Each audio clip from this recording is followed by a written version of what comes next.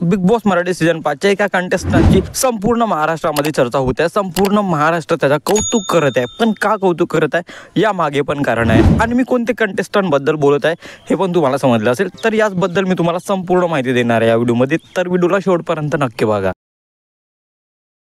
Hello, welcome back to my channel Marathi Bigg Boss update. जेव्हापासून Marathi Bigg boss season 5 चालू झालेला आहे, सोशल मीडिया फक्त आणि फक्त एकाच कंटेस्टंटची चर्चा चालू आहे आणि त्याचं कौतुक संपूर्ण महाराष्ट्र करत आहे। हो, मी सूरज बद्दल बोलते। सूरज ज्याप्रमाणे गावातून आलेला आहे आणि लोअर मिडल क्लास फॅमिलीमधून तो आलेला आहे, पण ज्याप्रमाणे त्याने त्याच्या बळावर त्याने आपलं कर्तृत्व अख्ख्या महाराष्ट्राला दाखवलंय आणि त्याचं नाव आता पूर्ण महाराष्ट्र घेत आहे आणि याचमुळे त्याला बिग बॉस मध्ये पण एंट्री मिळाली आहे। आणि बिग बॉस मध्ये ज्याप्रमाणे तो वागतोय, तो जसा आहे तसा वागतोय। म्हणजे आधी तर तो खूप शांत राहायचा, कारण त्याला माहिती नव्हतं की या घरात नेमकं काय होतं। पण जेव्हा त्याला माहिती झालं की नाही आपल्याला बोलायला पाहिजे, आणि तसं झालंय की जिथे बोलायचं असतं तिथे नक्कीच बोलतो। आणि रिसेंटली आपण कॅप्टन्सी टास्क मध्ये त्यांना पाहिलं की ज्याप्रमाणे तो टास्क खेळला खरंच खूप भारी, आणि यामुळेच सूरज आता आणखी जास्त महाराष्ट्राच्या जनतेच्या डोळ्यामध्ये खुपसलाय आणि महाराष्ट्राची जनता यामुळे सूरजला खूप अप्रिशिएट करत आहे। सूरजचा जो गेम आहे तो महाराष्ट्राला आवडत आहे आणि त्यामुळे सोशल मीडियावर जिथे बघावं तिथे सूरजची चर्चा होते, सूरजचाच कौतुक होत आहे। कॅप्टन्सी टास्क मध्ये सूरजच्या विरुद्ध अरबाज होता, म्हणजे एक 6 फुटाचा जिम टोन असलेला माणूस, पण हा गावठी माणूस त्याला घाबरला नाही आणि ज्याप्रमाणे तो त्याच्याशी लढला, त्याच्याशी नडला आणि